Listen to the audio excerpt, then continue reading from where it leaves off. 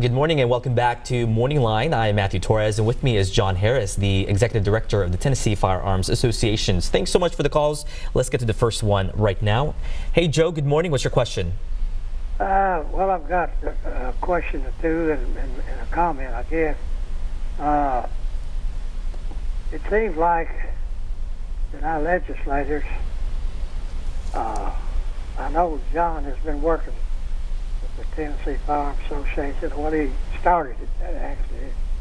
And always the speakers they had out there would, we was supporting and even gave money to some of them's campaign. And when they got elected or whatever, they never did anything, including our governor.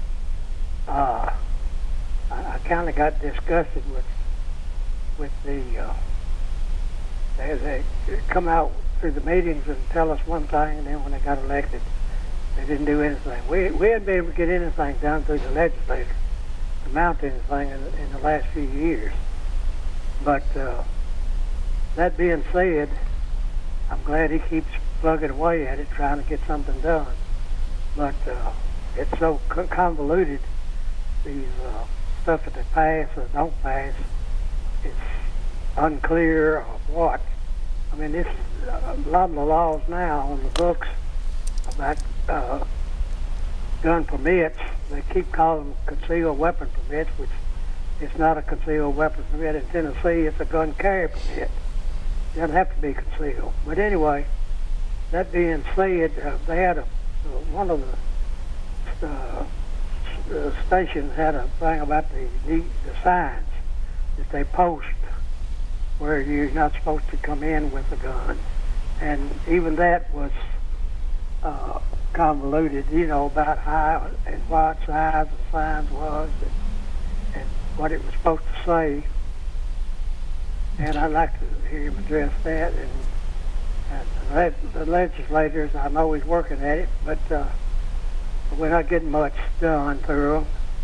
And it's a Republican legislature.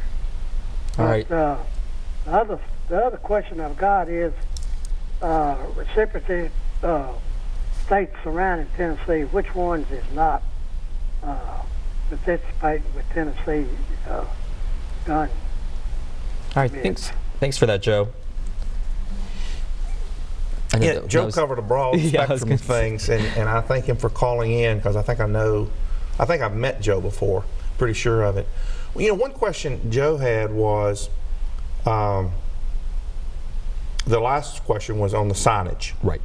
And we have a statute in Tennessee that says basically that someone who owns or controls a building, a property manager, for example, a tenant, can post the property, no guns allowed. And when that law first went on the books, we've had it at least 25 years. I recall something about this because it's not just a sign that you can say no guns. Right. You got to have specific things on this. It has to be very specific in terms of what it says, what it looks like, and how big it is, and where it is. Flush out all the details now. Right. What we had initially was, when I started doing this, the law said you could post or announce. So literally, the property owner could just announce. There wasn't a requirement for a sign at all. And if you violated that announcement, then it was a Class B misdemeanor. You could be arrested, fined, and spend up to 6 months in jail. And then the legislature said, wait a minute, we're not going to let you just announce it. You're going to have to put a sign up. And you're going to have to put the sign up at every public entrance.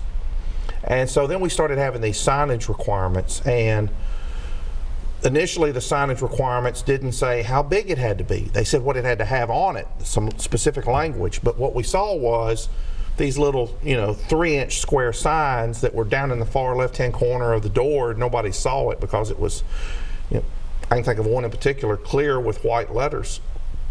And it was technically compliant with the statute, but it was practically invisible. Well, now the sign, and the law was actually passed over a year ago, but it just became effective January 1, 2019. Oh, wow. Okay. The new sign requirement says, it specifically says handguns, it either has to say the handguns are prohibited or that concealed handguns are permissible. okay? You don't have to have any sign at all, but if you put a sign up, it's got to either say all guns or basically no open carry. Then you have to have a circle with a handgun inside of it and a slash going from the top left corner to the bottom right corner. So they regulate everything of a firearm, you know, the universal, this is prohibited kind of sign. Right. And then at the bottom it has to give the statute number. And the news story that ran recently is that very few people who have signs up now that comply with the 2019 law. There's signs up that are non-compliant. There's signs up that say, you know, no shirt, no shoes, no guns, no weapons. Well, that doesn't meet the statute. Do we know, I know it's still too early in the year, do we know how many businesses or places are considered non-compliant? Do you guys get, or do you know of any complaints coming in? We get reports regularly at TFA, and when we get them, we put them both on our website and on our Facebook page. Okay. Of places that are posted. Now, I mean, there's no rhyme or reason to it. You know, movie theaters, restaurants, department stores, it can be anything. And so, for example, recently, one of the issues that was in the news was, for God knows what reason, a local radio station started posting.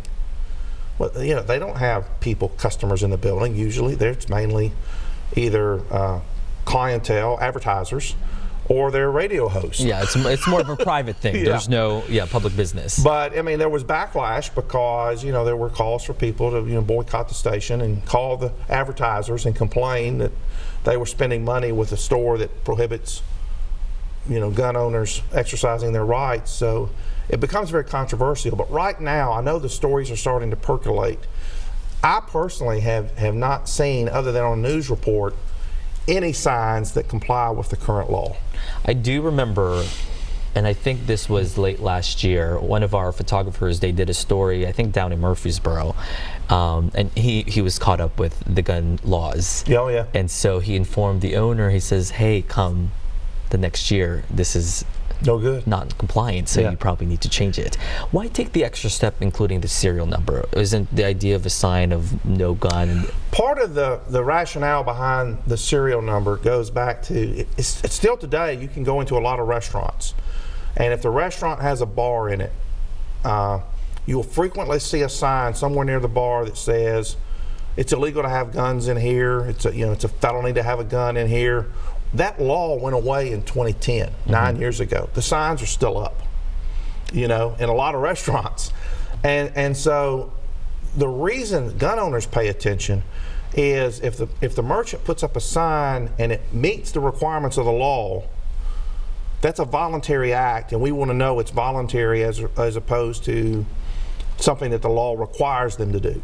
Okay, so one is we want to know who's voluntarily posting and making the decision, and that's why that language is on those signs, is to let us know that it's the voluntary posting. It's not a mandated sign because maybe it's a school. So you're trying to differentiate. Differentiate. All right, let's get back to the lines. Sandy, good morning. Thanks for holding. What's your question? Cindy, excuse me. How you doing? Well, thank you for calling. What is your question? I was just calling to say about a inherited weapon through the family, such as a handgun or a shotgun rifle.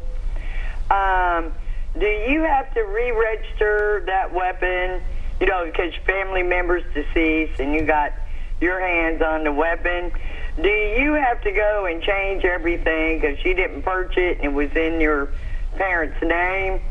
Do you have to go down and put that weapon in your name? Because I know I need one out in the area I'm at. And then I do know you have to get a license. And what are the requirements for carry and conceal? I know my mother had it because she carried a lot of money to the bank to drop it off at night when she closed her bar up. And she had that right to have that.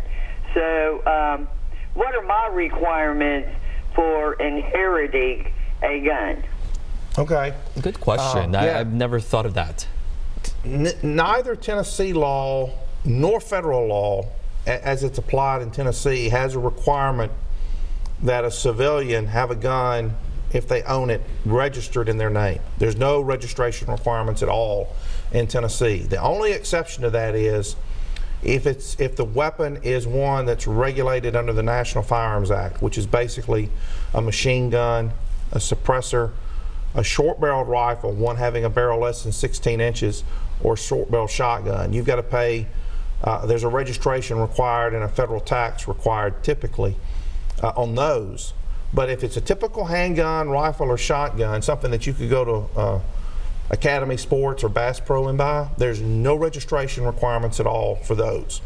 If you inherit the gun, there's no registration requirements. You don't have to tell anybody you inherited it, just like if you inherited the China or a pocket knife. It's just it's personal property, it just transfers. Now, her other question was, what do you got to do to get a permit to carry a gun?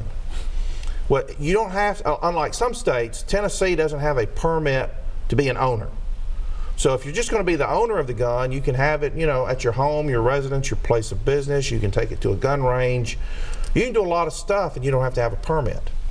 You can, under a 2014 law now in Tennessee, you can legally transport firearms, loaded or unloaded, in a personal motor vehicle, and you don't have to have a permit for that.